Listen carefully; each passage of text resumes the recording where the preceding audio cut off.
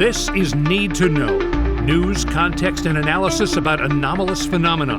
Here's some real talk from two authors who literally wrote the book on disclosure. From New York, Richard Dolan. From Los Angeles, Bryce Zabel. Let's get started. When I first heard the phrase crash retrieval, and I'm not talking about sightings or lights in the sky, but crash retrieval, something allegedly coming down and being recovered. I mean, it was almost too shocking to even contemplate.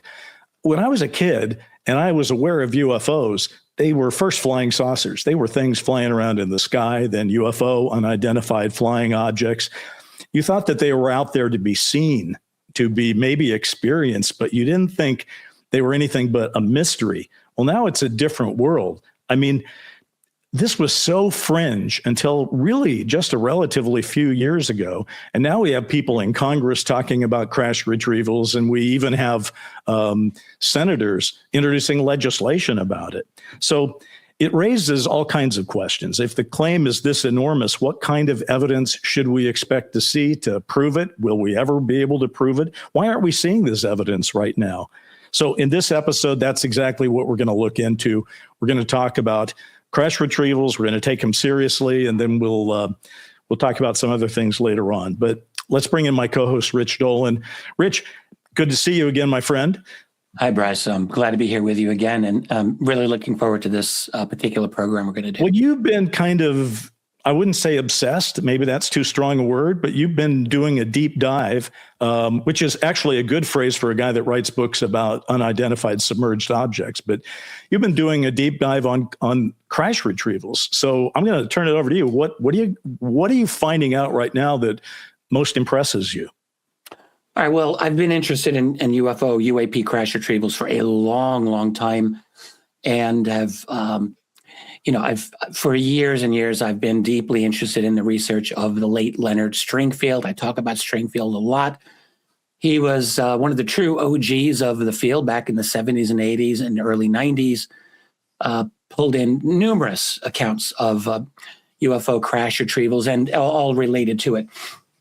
And other excellent researchers, of course, over the years, Stanton Friedman and Kevin Randall and Ryan Wood, who wrote a fantastic book on this, recently updated, Michael Schratt, and a number of others. And most recently, I really have to mention the YouTube channel of UAP Gerb, who does superb work on this.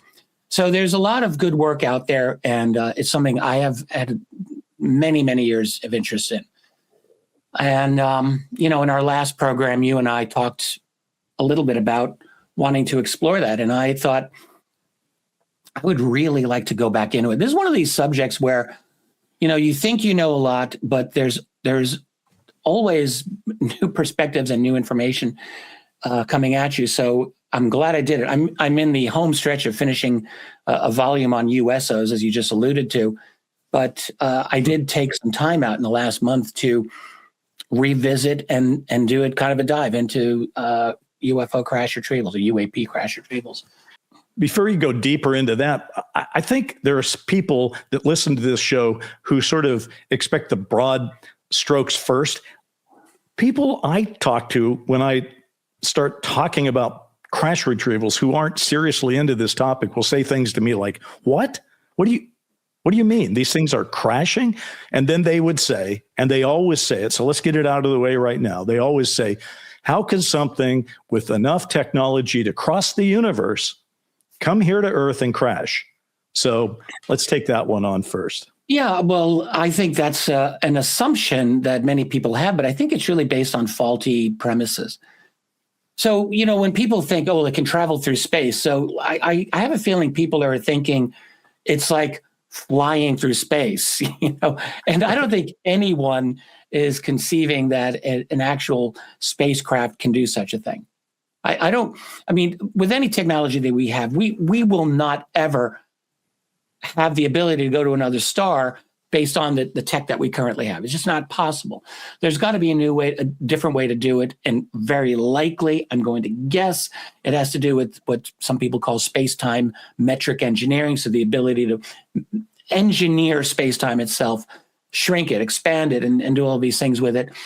We don't have that ability, at least officially we don't. Right. It seems very distant, but it's not theoretically impossible. We know it's not impossible. And I think it's one way to explain this phenomenon. Now, why would some advanced civilization crash? Well, I think that's a mistaken assumption, because we have advanced technology in our century. If we were to time travel back to the past, would we never have an accident? Would we never make mistakes? Right. Would something wrong never happen? No, of course, something wrong is very likely to happen. Just because a hypothetical alien race is here doesn't mean they're omnipotent. Doesn't mean that they are omniscient either. It means that they have certain capabilities that we lack, but they may have certain constraints as well. And you think of our airline industry. We have a very safe airline industry, but we have a certain number of crashes. We have a certain number of mishaps that happen every year. We have a lot of traffic, and so the percentage is very low. What if, and we really have no idea of knowing this, but I tend to think that there is a lot of UFO or UAP traffic that is out there. I've been saying this for a while. A lot of activity is just not really being discussed or even noted. We've had thousands of reports that we know about every year, and probably many more that we don't. So there may be a lot of traffic with this. And if once in a while something comes down, it may not really be all that outrageous an assumption. So I think that's just one of those theoretical objections that I think it sounds good on the surface, but when you really scratch a little bit below the surface, you realize it doesn't really necessarily hold up. Let me throw one thought out, too.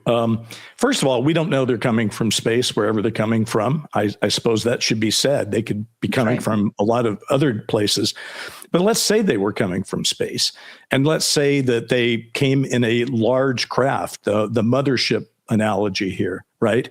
So the mothership isn't usually flying around the Earth as some of these craft appear to be doing. And in fact, of the crashes that have been seen, multiple are described as smaller craft. So my analogy I use for people is I say, if we want to send an F-18 on a bombing mission into the Middle East or something, we don't send it from Idaho.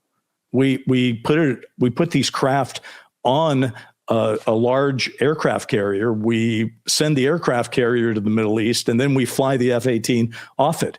And sometimes those F-18s have crashed. So, or those kind of combat jets have crashed. So I don't know if that's a good analogy or not, but I use it every once in a while because I do get this a lot from people when I talk to them. Yeah, I think that's a fair analogy. And, we tend to assume that any aliens that could cross space are somehow all-knowing and all-powerful. And I don't think that's probably right. It may not be. Hey, listen, here's the thing. Let's do just a quick by the way, you talked about Ryan Wood. I've got the famous crash retrieval manual, which I hope we can talk about later, that he's been popularizing in his books as well. But let's go back to the beginning. A lot of people, they go, well, okay, UFO crashes, Roswell, okay? But in recent times, we have been told there are other crashes around the same time. The two most prominent ones would be, I guess, in 1945 in Trinity, New Mexico. And that's the one that Jacques Vallée has put his credibility in his late career toward saying Trinity is a real one. And then there's also, of course, the more long-standing one that we've been hearing about for many, many years, that in 1948 in Aztec, New Mexico, there was one. So let's just take those two and put them, forget Roswell for a moment. If there was no Roswell for us to be focused on and say, look at all the witnesses and all that, how would Trinity and Aztec stack up? Well, we want to add the 1933 probable crash in northern Italy as well, which I think, Roberto Pinotti of Italy has looked into for many years, other Italian researchers. And honestly, that does not look like a bad case at all. So it is entirely conceivable to me that it goes back at least that far. It's crazy to say, but then Jesse Michael did a fantastic series of interview on this, where it really did seem like that craft came into the possession of U.S. intelligence at the end of World War II. But anyway. And by the way, that's what David Grush is the first person who kind of popularized it when he started talking about it. You know this, I won't go into detail, but he told this story on camera for the first time in the room right below me, in my house when Coulthard and Grush came here, and they were practicing for the interview that Coulthard would do the next day on News Nation. And in the middle of this, while we were setting up lighting and all that, and I'm having a Diet Coke with David Grush, and he starts talking about this 1933 crash, which in part of me had remembered little rumors about it, but for him to literally look me in the eye, and he's, the man's a credible witness, and to look me in the eye and go, oh yeah, that happened. I've seen paperwork on it. I've seen the testimony about it. I mean, that's a pretty major story, and that moves the timeline way the hell up before World War II. And and you're giving that a good credibility. So that's pretty. I think it should be considered very seriously. Yeah, the Magenta Italy crash. But the point is that there are those accounts. That one, the Trinity one, which you pointed out, Paola Harris and Jacques Vallée did a book on this. That's not a rock solid case, but it's not a terrible case either. They, discuss a couple of witnesses who were children at the time, and they talk about it. This is 1945. You mentioned Aztec, which, originally in 1948, that was written about early on in 1950 by a man named Frank Scully, and then it was just totally trashed and smeared a couple of years after that. And for years and years, researchers would just not touch the Aztec case. But that has, I think, been very sufficiently revived as well, primarily through the work of two people who I know and really like and respect, Scott and Suzanne Ramsey, who I think have done an outstanding job with that. So, and there's others. You've got the... Well, let's just move ahead a little bit. Forget Roswell, but Roswell, I think, is absolutely the real deal. But you have the I can never forget Roswell, but I will admit that we should move on. But I think the reason people love the Roswell story is that it does have something a lot of the others don't have, which is it kind of has a paper trail. It has people talking about moving things around that we can prove those are true. We can't prove exactly what was being moved around, but we also have that famous press release put out by the government itself, by the military, saying we got ourselves a flying disc here. So it is a great case, and I hope that in the near future we'll probably do a whole episode on Roswell, because we should. It's that good. The Roswell case has the best number of witnesses. It's by far the most investigated. It's the strongest case, absolutely. But there's a lot of them that are actually out there from that early period, which look legit. They really do. When you dig into these cases, they're not open and shut, admittedly, but they are also not just to be dismissed. So we're starting with a kind of anecdotal or series of accounts that allege that UAP went down and were recovered by the United States military. And there are accounts of the Soviet-Russian military as well, but we're going to leave them aside for the moment. So you have the accounts, and what I have been interested in trying to understand in this last month since we did our last program is, how does this whole thing really fit together structurally? What is the structure of the crash retrieval program? How do private contractors fit into the mix? Where is the legal protections existing in this type of thing? And that's a really interesting thing to get into, and very few people have gotten into it. Gerb over at his channel has discussed it, and I think he did a really great job. There's you get indications of it in Stringfield's work and in Ryan Wood's work as well. So there's information out there. Let's just take one moment and explain who Leonard Stringfield was and what he meant, because I find a lot of times in these programs, you and I know what's going on. A lot of our audience knows what's going on, but then a lot of them are like, Stringfield, what? Yeah, we're talking inside baseball here. Yeah, so Leonard Stringfield, big guy in crash retrievals. Take it away.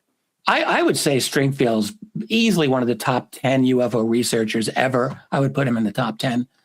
maybe above.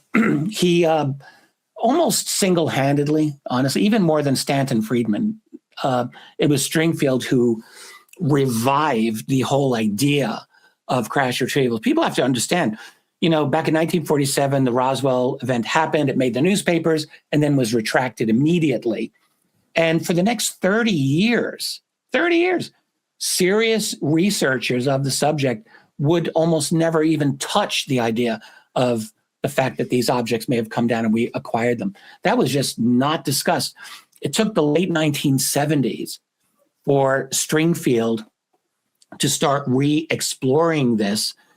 And he wrote a book in the late 70s, and he was doing lectures. He lived in Cincinnati, near Dayton, Ohio, where the U.S. Air Force has Wright-Patterson Air Force Base. So he's giving lectures in that area, and suddenly he's finding that people are approaching him with a little quiet story here and a story here, and a wife of a deceased man who says, yes, my husband told me about this thing. And suddenly Stringfield starts collecting all of these fascinating crash retrieval stories.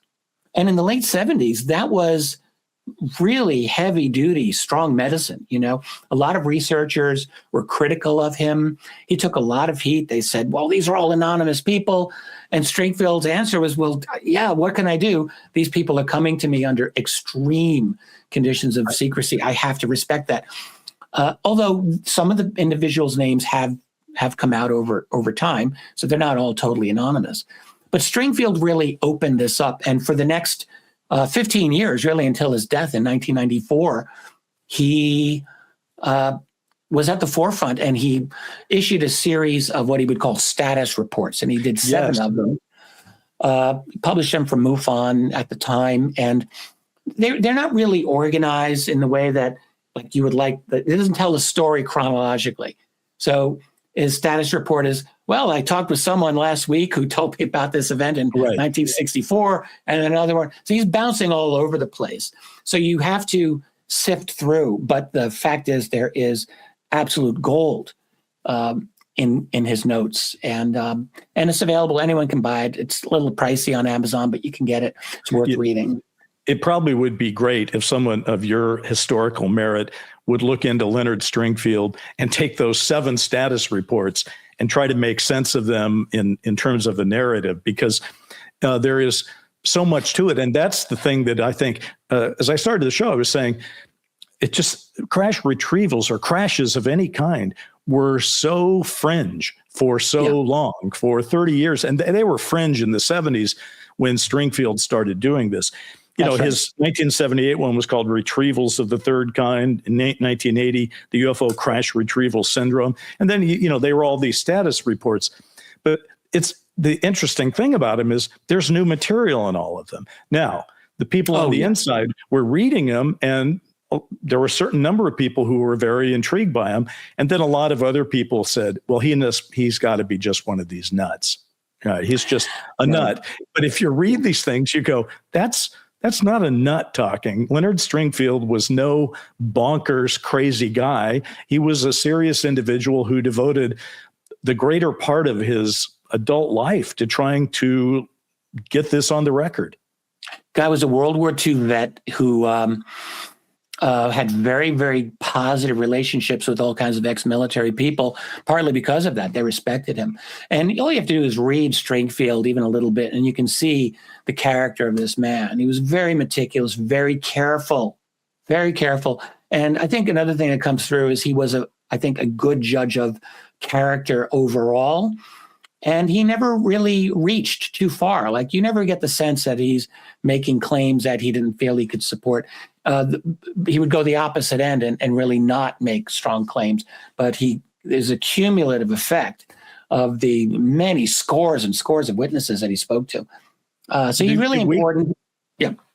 I was just going to point out that the weakness you've already discussed, which is he didn't want to name names. And listen, I understand that, but people today are always demanding the receipts, right? The UFO, show me the receipts, name the names. Well, sometimes you can't name all the names, but then he did make it kind of a standard that I'm not naming these names. And why? Because the UFO stigma was so heavy that to name names would be to bring problems down on the very people who were trying to tell their stories. And so they told their stories to him sort of under the assumption he would not go putting their names in print. So I like hearing what you just said, that many of these names in historical terms have been brought to bear. We now know who many of these people who he talked about are or were. We know some, yes. And this is actually but not enough. Well, we labor under some false assumptions in the UFO field historically. And one of them is that we have an open and transparent government that we can just, we're a democracy and we can get all the information publicly that we need. And that just is not true. That is absolutely not the case. That is not the country we live in. It's never been the country we lived in, especially not now, but certainly not over the last several decades either. But this gives me a good segue, if I may, please to describe a little bit of the structure of the secrecy around UAP retrievals, particularly. Because if you want to understand how such a secret could last for decades, you have to look at the laws created, and I would say at the start of the atomic age. This goes back to 1946 and then 1954, and with something called the Atomic Energy Act, versions 1 and 2. So that act did something very unusual. It created, this is 1946, a category of information that would become secret automatically. So if something involved nuclear energy, weapons, or how that technology worked, the law itself locked it down. There was no special stamp that was needed. It was just secret by definition. And this mattered because this kind of secrecy doesn't fade with time. Presidents can't casually undo it, or they don't anyway. Oversight is very limited. And once information enters this system, it can stay hidden for generations. And then in 1954, that law was updated to allow private companies and national laboratories to work with this material while keeping the same level of protection. The door opened a bit, but the lock was very firm. UFOs and UAP matter here because they were very easily could be brought in under the whole nuclear rubric. If there is anything unusual, for example, that was recovered and studying it involved energy, propulsion, radiation, or any exotic materials, i.e. UAP, there was already a legal place to put it, in a sense. So the atomic secrecy system became a kind of ready-made hiding place for extraordinary knowledge. So that's the legal system that kind of came into place. Now, once those secrecy laws were in place, the system handling unusual technology began to evolve very quickly. So in the late 1940s, we talked about Roswell. Everything seems that it was still centralized, very much so. So recoveries went straight into military custody, and a few bases acted kind of as funnels. So the goal was very simple at that point. You secure the material and you control who knew. But by the early 1950s, that approach is really no longer working because the problem wasn't just recovery anymore. There was a system that was evolving here. And the problem really became understanding what it was that they were recovering. So that required different kinds of expertise. So the system spread out. National laboratories handled scientific analysis. Private research organizations were brought in to study specific technical problems. Defense contractors took on engineering and long-term development, and intelligence agencies managed information flow between them. So all of these parts of the system knew, it appears anyway, only what it needed to know. So no single institution necessarily had the full picture. And I don't think this structure was accidental. I think this was a direct lesson from the Manhattan Project, which developed the first atomic bomb. So the result was a distributed, compartmented network built to survive scrutiny. And once that structure formed, I think it became very durable. And that durability helps to explain why the subject is so difficult even to fully uncover today. So maybe that's a decent overview of what we might call the structure of secrecy relating to UAP recovery. In my own, looking into this over the last few weeks, a couple of institutions really do stand out. We can go into them in depth or not. It's really up depending on our time. But certainly some of the names would be the Battelle Memorial Institute, very important institution. There's Lockheed Martin, Northrop, you've got Northrop Grumman, SCIAC, that is Science Applications International Corporation, very key entity. There's Sandia National Laboratories, there's Los Alamos National Laboratory, and others. But you could look at all of these as different nodes in a system where each of these players and many others have a specific role that they are responsible for, if that makes any sense. Absolutely. We think, by the way, today that a lot of this is migrated to these private contractors, and that they seem to be controlling the narrative right now, although we can talk about that. But certainly at the beginning, people have this vision that somehow the government had these scientists working on it. And there were government scientists, of course. But when you get something of that kind of anomalous and exotic technology, the government, even in the early days, knew we don't have the full expertise to do this. So they would trust these outside contractors. The only thing I know from a personal basis is they're pretty secure. My brother worked for TRW all his career, and he worked on projects that were classified. And I'm not saying he worked on UFOs or UAP, but he worked on projects he couldn't talk about. He worked in a building that had no windows, and he was very aware that you don't talk. And I remember once I was supposed to go do some story in Russia, and he said, "Please don't go." And I said, why not? And he said, well, the Russians know how to turn people. They use money, drugs, or women. And I'm worried about you, which says more about me and my relationship with my brother, I suppose, than anything. But he took his oath as seriously as any government person, even though he didn't work for the government. He always would talk about, we had a project and we had, I think it was a buyer. Not a buyer. I forget the word he used, but he never said government. But it was always clear that the government was paying for these people to do these things. So that's aside. So you can keep a secret. These people have been working on it for a long time. But to follow that up, are you suggesting that there is a moment in the historical narrative of crash retrievals where the government takes the position, we're still too involved in it, we need to outsource this a little more fully? I've heard that as a case that has to do with the Freedom of Information Act, that somehow when that was coming into play, the government said, maybe we shouldn't hold all these secrets ourselves. Does that make any sense? Or have you heard that? Yes, I think the migration happened even earlier than the FOIA era, however. But yeah, okay. Freedom of Information was first passed in 1966. And then was strengthened significantly in 1974. And it was that second iteration of FOIA that very quickly resulted in a lot of UFO documents being yanked out of the government, to everyone's surprise. And I think that probably could have been an additional motivation. But what it looks like, frankly, is that the migration to working with private contractors happened earlier than this, and for very, very solid reasons, because that's where all the expertise really was.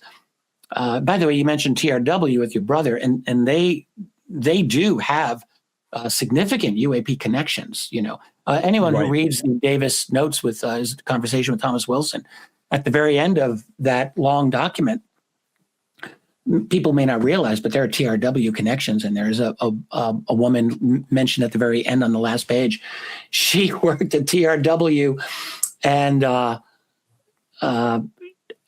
there's no question in my mind that she had deep knowledge of the UFO program that she got through her own connections or research. But TRW, and then TRW was bought by Northrop as well. So yes, Northrop, correct. No, there's a lot going on. But I mentioned Battelle Memorial Institute earlier. Let me just mention that because they get into the picture early, back in the 40s and 50s.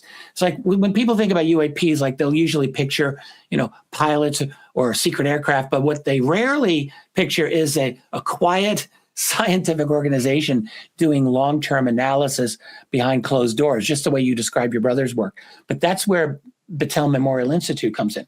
So Battelle is a private, nonprofit research organization. They are said to be either the best or one of the top material science institutes in the world. So they're absolutely top-notch. And they've done all kinds of classified work for the U.S. government since World War II, including nuclear materials, advanced metallurgy, and they're very close to Wright-Patterson Air Force Base as well. So what matters for UAPs is that Battelle was brought up into the problem very early. In the early 50s, it worked with Wright-Patterson on something called Project Stork. This was officially to organize and analyze UFO reports. The significance here isn't paperwork, it's access at a time when UFOs were quietly treated as a serious issue, despite all the public downplaying. There's also a name that pops up in the research of a person, and I can't remember her name. I have her book here, but the scientist is named Elroy John Center, and he was a metallurgist, and he worked at Battelle. And in the early 1960s, Center literally went on the record and in some conversations said, yes, here at Battelle, a number of years ago, I was charged with analyzing unusual metals connected to a UFO case in connection to, I think this was connected to classified titanium alloy research. But it was a direct connection that he discussed of this material. He said no one knew where it came from, but we all suspected kind of UFO stuff, and connecting it to very, very high-level research that Battelle would do and then would get passed on to other private manufacturing organizations that could actually subsequently undertake that research. So Battelle was kind of like, or is, it's this kind of in-between organization where they're doing a lot of hands-on metallurgical analysis of very exotic materials that was absolutely necessary before you move it on to the next stage of actual applications and fabrication. So that's one important note. And they were working this in the 1950s. Don Schmidt, our friend who's such a Roswell researcher, has drawn what he says is a direct line to Battelle on the Roswell materials. He feels like that's a done deal now for him. Yeah. There was a good researcher named Anthony Bregali. I'll just mention him now because he hasn't been around for a little while, but he did great work. And he did a tremendous amount of research on this and the development of a metal called nitinol. And he connects that with Battelle and Roswell. When we say crash wreckage, folks, I just want to put one thing out there. It usually implies government recovery, but of what? Quite often of a downed non-human craft. That's the idea. It involves the associated materials. So sometimes they're not as easily, they're part of the crash, but it also sometimes biologics, which, as Rich and I have discussed, usually means bodies, but maybe not in some cases. But I guess, Rich, the question, I got a couple of quick questions here. First, is there what do we know about intact craft? So in other words, it might not even be a crash, but somehow we have recovered a full intact craft. Has that happened in your view? And if so, when do you think it happened? The word is that the Kingman crash of 1953 was fundamentally intact. Depending on, how you look at the Aztec crash, there's at least some argument that was fundamentally mostly intact as well. When you read Eric Davis's notes on his conversation with Wilson, and I don't think there's anyone now willing to dispute that that's authentic notes.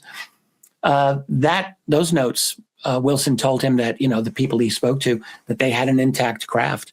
as well, and they were struggling to figure out how to replicate it and how it worked and so forth. So there are some references to intact craft. I'd say Kingman is probably the best version, the best example of a retrieval, but I'm pretty sure there are others that come to mind. I just can't think of them at the moment. With all the work that you've done in the last few weeks, do you at this point have a case that you would cite that say this? Let's put Roswell aside, put a pin in Roswell. Besides Roswell, is there a case that you would say, now that's a really good case? Is it the 33 Italian crash, Magenta? Is it something else? Well, the Magenta one, I think, is it strikes me as very plausible, but I don't know that I could say that I'm completely confident that all of it happened as claimed. I think it did. It looks to me that it did. Really good cases. Yeah, there's a few. I'm not allowed to mention Roswell, so okay, fine. I do think. No, please, listen. You don't have to listen to me, man. Just talk about whatever you want to talk about. I think Roswell really can't be ignored here. It's a fundamentally important one in the history of this. Even if, a year before Roswell, you had the ghost rockets over Scandinavia, sure. And just very quickly, this was a series of sightings of objects that were being seen over mostly Sweden, but other parts of Scandinavia. And in fact, a lot of these sightings were seen over other parts of Europe later in the summer of 1946. And we know that some of these objects did come down in many of the infinite lakes that Sweden has, and some came down on land. And according to a declassified Swedish report from the 1980s, they stated that they had recovered parts of this. There's no information as to the nature of this. It's really very mysterious to this day. If they recovered it, why haven't they shared their work? Sweden seems open on this topic. Why don't they say? And Sweden is not open. They're not. Okay. Yeah. No, I mean they were controlled by the United States right out of the gate on this. In 1946, in that summer, they were visited by two generals, General James Doolittle, famous, yeah, and General David Sarnoff, who was also I think he became head of RCA later. They both went to Sweden in the height of the summer of 1946 to confer as private individuals, we were told. Right. But as soon as they met with the Swedish government, that government just clamped down on all information about these sightings of these objects. Back at that time, I don't want to get too off base here, but there was discussion like, are these Russian missiles? Have the Russians suddenly tripled the range of the V-2 rockets, and are they flying them to screw with the Swedes? No, that was not what was happening. We're quite confident that it wasn't. So it's an unresolved mystery to this day. And Sweden, they're a Western democracy, I suppose, but that doesn't mean that they're open. They still have a military and an intelligence system, and they parcel out their information just like anyone else. My son is married to a Swedish woman, so shout out to Sweden. But by the way, you mentioned Russia, and we're talking about crash wreckage. Do Russia, and people have been talking about the new Cold War, which is to figure out how to deal with this technology, which would imply that Russia and China have their own crash retrievals. Is that accurate? Oh, sure. Looks like it. Yeah. With Russia, we know more. There are a number of events in Russian history in which unusual things are believed to have gone down. It's tough with Russia because particularly in the era of the Soviet Union, which some people still remember their history, that was an exceptionally closed and ideologically managed society, so that getting official records out is very difficult. What you have are stories, and you've got stories that would circulate unofficially for years and years. And then when the Cold War ended, many of them came out, and they're not confirmed. It's really hard to know, but it really does look like you've got a pattern here. So I think the Soviets, Russians had more than one retrieval. There are rumors that China has had at least one UFO retrieval, but it's very difficult to get confirmed information out of China on this matter. China's a fascinating history. We could do a show on it. I have an interest in them ufologically, but I do think it's fair to say they are exceedingly sophisticated, and I don't think it would surprise anyone if they had recovered some exotic technology along those lines. So here's a little pin we should put on this thing. People who pay sort of passive attention to the whole UFO UAP issue are at least semi-aware that things are going on in Congress. Why in Congress have people like Chuck Schumer and Mike Rounds, who are U.S. senators, introducing legislation that talks about the potential of crash retrievals of non-human craft and non-human intelligence? And I mean, what do they know about crash retrievals? What do you think is I know what the public knows, which is not a lot, but what do people in Congress know about this? You're asking a really good question. And I don't know if, those of us who are not in that world really know the full extent. What do members of Congress or the Senate actually truly know? Well, we're getting some indications that many of them have been briefed on some very heady and important matters. We've had a number of the members of the House of Representatives state openly that they were briefed with some mind-blowing things. So we can probably just accept that.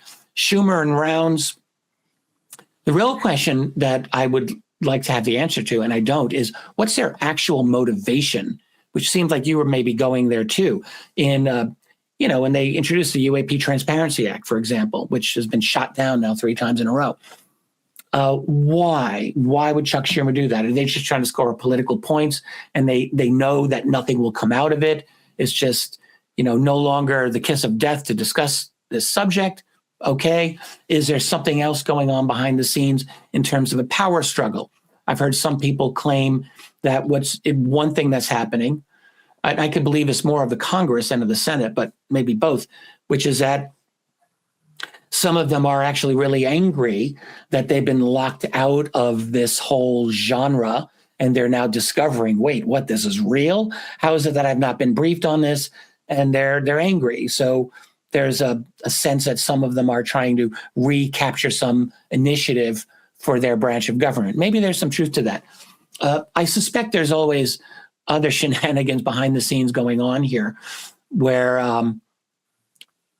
I've suspected, and I continue to suspect, that there's positioning among players who they kind of know that this subject is not in a static place in terms of what the public knows. Like, we're not in a static society.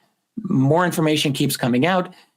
Things are topsy-turvy, and it's not impossible to speculate that some of these politicians are trying to position themselves in case something were to break. They'd be in the catbird seat, as it were. Schumer could say, or Rounds could say, hey, I was talking about this 5 years ago when it wasn't popular. I was trying to get, transparency, and they could be in a very good political and enviable position. Could be that simple. The thing is, there is always power play and power struggle going on behind the scenes in our world and in our society. There's no question about that. And if you think about UAP technology, like, let's just assume that's real. I mean, I believe it's real. Right. You believe it's real. Assuming it's real, it's not difficult to recognize that there's tremendous power and maybe financial opportunity in that technology. And it's also not impossible to believe that people in the know want to get a piece of the action. So I think that's got to be playing into it as well. I want to verge in a few minutes into a couple of Hollywood stories, but first, I've written a couple of things that involve Majestic 12, the Dark Skies series on NBC, and frankly, I've used Majestic 12 and a couple of other things. So here's what I want to ask you. I'm holding something I held up earlier that was printed before either of us was born, and it is called the Extraterrestrial Entities and Technology Recovery and Disposal Manual. Top secret, magic, eyes only. And my God, it lays out page after page of detailed instructions about what to do with these things and how to recover them and where to take them and how to package them. And I just want to know, Rich, what credence do you or don't you give to this document? Is this a real thing, or is this just a fabrication, or is it disinformation? What is it? I first read it 25 or more years ago. Yeah. And I mean, so for someone who hasn't read it, you got to know that's a very well put together document there. And one of the things about it is you can tell that it derives from, I don't know about the version you have there, but it really comes from a series of photographs that you can really tell were taken surreptitiously. So it is essentially as if someone had access to this document, because in the first few pages, you see a man's fingers on the side of the document, and you can see the sign-in sheets, like who signed the document and signed it out, dated in the early 1950s, I think. So, like, if it's a hoax, they really went through all of the hoops to really make it look like this is a real document. And then when you read it, as you just pointed out, it's actually a very logically thought out procedure on how to deal in general terms if something like this happens and you are responsible for dealing with it. And it provides standard, like you mentioned, packaging. That's part of it. How to deal with the public, how to deal with, I haven't read this in a while, but all these other eventualities. It's so great. I mean, I just opened it to a random page. All right. I just opened it up and, okay. Section 24, isolation and custody. A, EBEs, extraterrestrial biological entities, will be detained by whatever means are necessary and removed to a secure location as soon as possible. Precautions will be taken by personnel coming in contact with the EBEs to minimize the risk of disease as a result of contamination by unknown, on and on. It doesn't strike me at all as something that somebody who's just kind of a difficult individual hiding in a basement writing something on his parents' typewriter would come up with. This is it.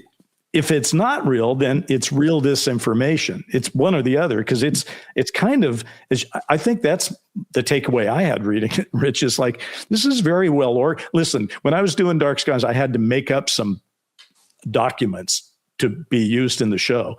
I never made up a document this well briefed and laid out. So I don't know. Here's how I would look at it. If Majestic 12 actually existed, then that would be their manual. I have no doubt. So it really comes down to, are we going to believe in Majestic 12 or are we not going to believe in Majestic 12? You asked me how much credence I put into it, and I guess I would say more than 50-50. I think it's probably legit. It's probably real. That document surfaced in the early 90s, and that did surface. I think that surfaced as that was sent in the mail to I think it was Don Berliner, UFO researcher. Can't remember the details of that one, but anyway, it's been around for more than 30 years. Yeah, and then it's not just that. Like if you, I mentioned Ryan Wood earlier.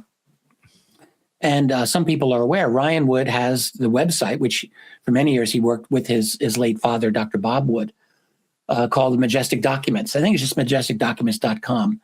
And they have that document it's called the Special Operations Manual 101, Psalm 101. Yeah. And that's on a website. And I think I printed them off, but I have one-sided pages, and it's double the thickness of what you have there. Right. So my point is there's a lot of documents there. Yeah. These aren't just the original MJ-12 documents that surfaced in the 1980s. Correct. There's a lot of other documents that the Woods acquired, many of them actual paper that you can study the ink, you can study the age of the paper. And so they put them all out there, and there's a lot, like it's extremely detailed. And I keep thinking, like, if that is disinformation, you really have to ask yourself, who is this for? Who is this directed to? This isn't just, and it would be disinfo that would have to have been created, I would say, by a team of PhDs, and maybe there are such teams that do this. But the question is, who the hell are they directing this at? The Russians? Well, I mean, if you're directing it against the Russians to fool them about something, you can't just make up stuff whole cloth and expect that the Russians are going to believe it. Like if the Russians know UFOs are BS, then it's useless as disinformation. Right. So even as disinformation, there's a big part of me that thinks this is probably still dealing. I mean, what did we learn? What we learned in World War II and maybe earlier, but if you're going to do disinformation, you got to mingle a little truth into it, or else it doesn't. Truth. Right? It doesn't play carefully. Hey, listen, I just want to throw one thing out there. I don't know how many people can claim this, but I have literally written a produced film about crash wreckage. It was called Official Denial, which you're aware of. It was made in 1993 by the Sci-Fi Channel. And I'm not going to bore people by telling them about the movie, but I am going to say that when I wrote it, I had not read that Majestic manual. So I wish I had, because it would have been a little easier for me. But as I was writing Official Denial, I had to do some thinking about like, okay, well, what actually happens in a crash wreckage? How do you recover a craft, and how do you deal with it? Because that's the heart and soul of this particular movie.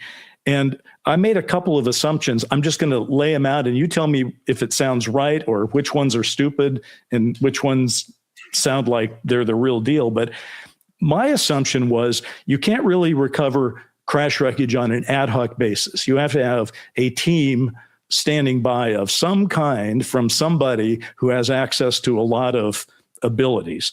You have to deal with a physical recovery that may be over a larger area than you would be comfortable, and maybe in land that you're not eager to operate in. You would have to have cover stories ready to go or to be improvised, because local people are going to know about what just happened, and you have to switch them off. You would have to have a way to do a quick exam of it, and then you'd have to consider transport. Where am I taking this thing? Is it too big to am I taking it on a flatbed truck? Am I sticking it inside a 747? What am I doing with this thing? And then the long-term analysis. So that's kind of what I wrote the movie about. Is there any part of that that's actually true or not true based on the surface? Well, the way you're describing this, it strikes me as quite plausible. Are these teams though? Are they government teams, or are they private contractor teams now? Oh well, all right. So who's doing the acquisition of these objects? Yes. I guess what you're asking. Yeah.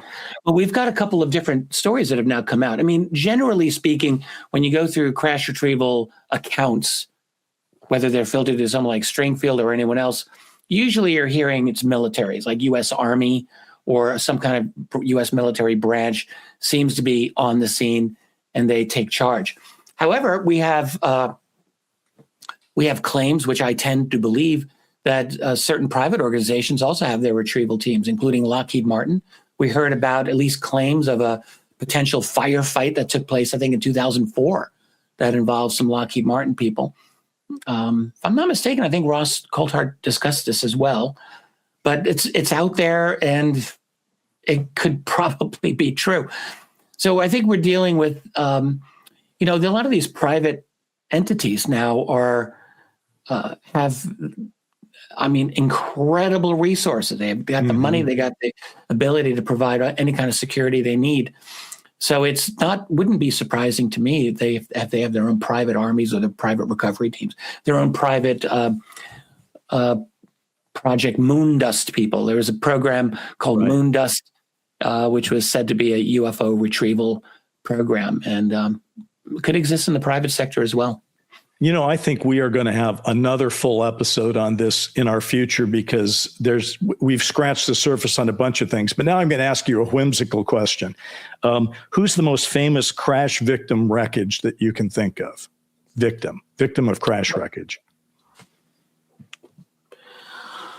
Oh, wow. Famous. I don't know. I mean, there's a couple of tragic stories that are associated with the retrieval of these things. There's the Kecksburg event of 1965, which may or may not have been a genuine UFO.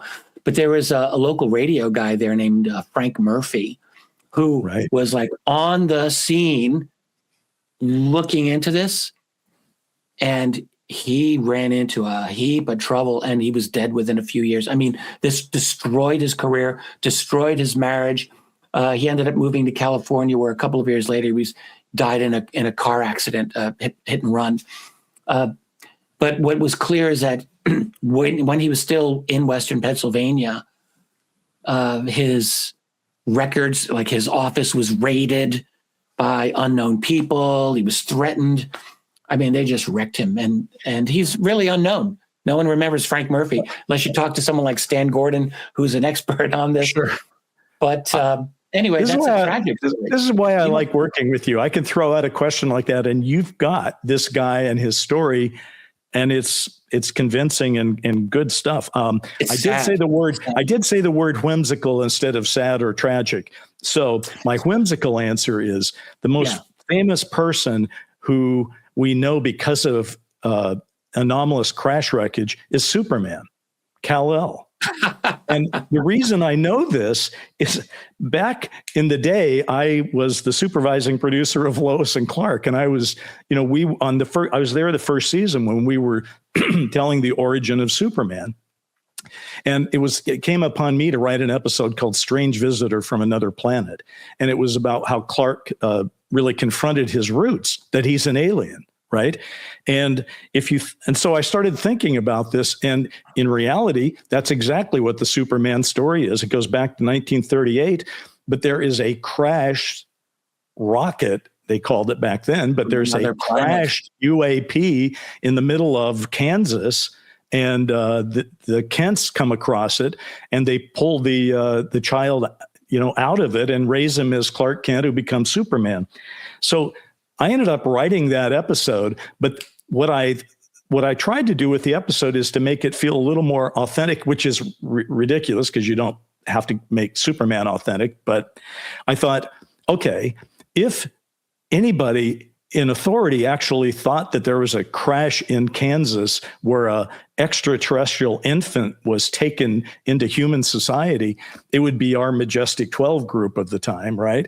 And so I created a group called Bureau 39 that was literally after that wreckage for the technology and after Clark Kent for the biologics. Nothing more to the story than that, other than it kind of leads me to something I just wanted to talk about. And the thing I'm going to talk about leads me to say that's why we have to continue Crash Wreckage on another episode. But here's the deal. That Clark Kent story, the official denial story, it's all kind of, I've lived a career where I started in journalism, then I sort of went Hollywood, and now I kind of wear both hats, if you will, with what I'm doing here and other places. iHeart has just hired myself and Brent Friedman, who was my co-creator on Dark Skies, to do a 36-episode iHeart podcast that is called Sound, Light, and Frequency. It begins on February 19th. And Rich, I know you haven't seen it. It's like a little 2-minute piece. And I'm going to play that for you now so you can look at it and react, and then we'll have some fun. So let's take a look at the Sound, Light, and Frequency trailer.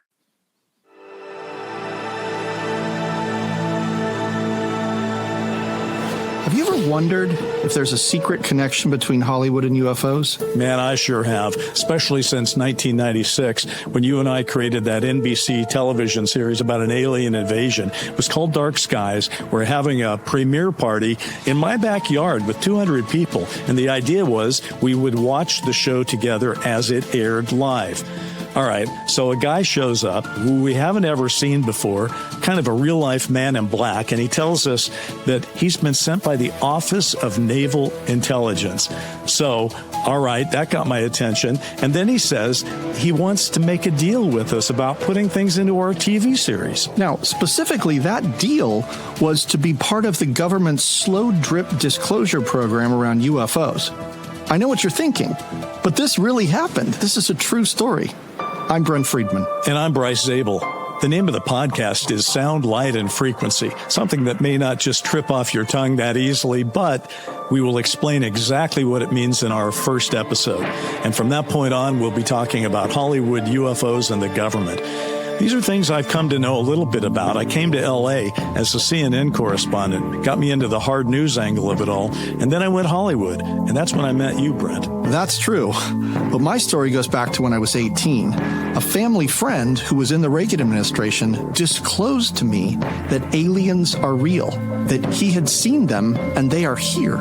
Even hearing you say that now still blows my mind. It's a great story, and we will be telling that story and many more like it. We intend to do an active investigation where we really try to get under the skin of this thing, find out what's going on, and not just what's going on with the phenomenon, but what's going on with Hollywood movies and whether they're actually reflecting reality or whether they convince people to relate to their own reality in a different way.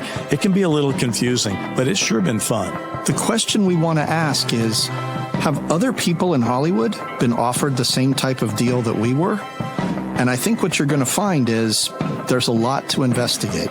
There have been so many great stories over these, I guess, 70 plus years where they've been making flying saucer and UFO and alien movies. And each one has a story behind the story. And the more we sort of scratch at the surface of those, the more interesting things we find out. So, Brent, I can't wait. Let's get started. It's going to be a wild ride. We'll see you all there.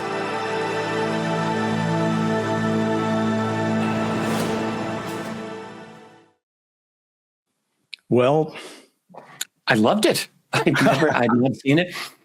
Really great to hear Brent particularly talk about that Reagan administration connection. Yes. You and I discussed this years ago. We did. In fact, I'm pretty sure we outed the name of that gentleman.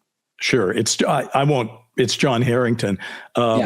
Who went on to become Secretary of Energy. Very interesting. And so I'm not going to lay all the details of that story out because we're going to this is the first time Brent has ever told the story in its completion. So glad.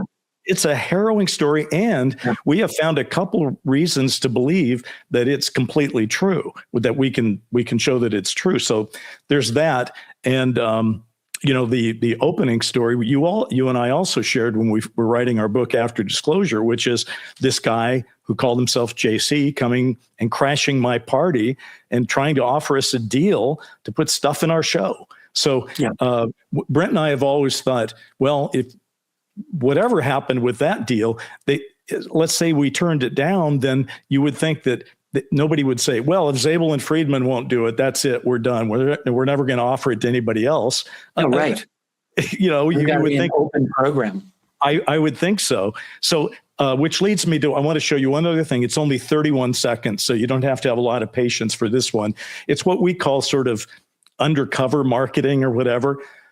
There's a couple of guys who are AI experts, and they've taken the idea that JC, who came to my house 30 years ago and was about a 30-year-old guy, would now be a 60-year-old plus guy. And so we've created kind of a marketing angle around that. So we'll take a look at that, and then we'll talk.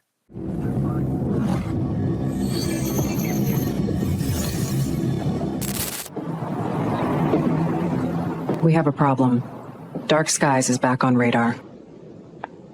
A real-life man in black, and he tells us that he's been sent by the Office of Naval Intelligence. That deal was to be part of the government's slow drip disclosure program around UFOs. Never told me you were O&I back then. Has it aired yet?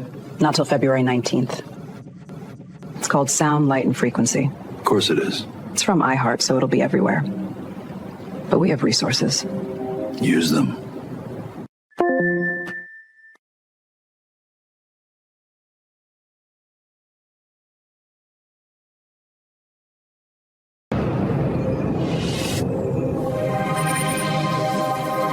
Sound, Light, and Frequency. New episodes every week starting February 19th. Listen at soundlightfrequency.com or wherever you get your podcasts. He's like, take them down. Take them down. Take those guys down. It kind of fits in the whole Dark Skies thing. It's a little subversively wink, wink. And what these guys are going to do, we're advising them, but there's going to be 6 little 30 to 60 second bits throughout the release during the course of the series itself. So anyway, I thank you for your patience letting me run those off, because on February 19th, they're going to put the first episode on, and that is the full story of the party crasher coming to our house. And it's very interesting because, Rich, you're such a great historian and you've interviewed so many people and all that. It was kind of interesting because this happened 30 years ago. So Brent and I have determined we're going to tell the whole thing. We're just going to let the chips fall where they may. And great. Even when you do that and you're completely sincere, and I'm a trained journalist and Brent's an excellent, at this kind of stuff himself.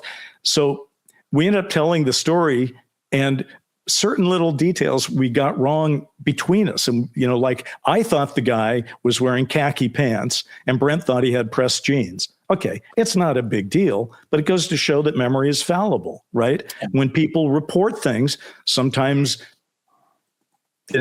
time. So you can imagine how those Roswell witnesses who knew something in 1947, and now it goes 31 years till 1978 when it's actually getting out and researchers starting to ask questions.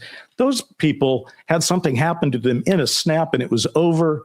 And now 31 years later, they're trying to get it right. So when people say, well, they got this, somebody said this and somebody said that, that's going to happen.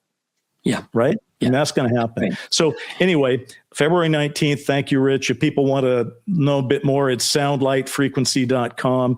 And, it doesn't mean, by the way, Need to Know is going anywhere. Need to Know is staying right here. It's just that instead of turning Need to Know into something that's gone Hollywood, I like you and I having this more sober discussion, if you will, of some of these things. And the Hollywood angle can be all on its own. And then, so as we round the corner here, there is one thing we should talk about, and I'll let you go first on it. We talked about it before the show. Oh, well, yeah, we're talking about the illness of our friend, Nick Pope.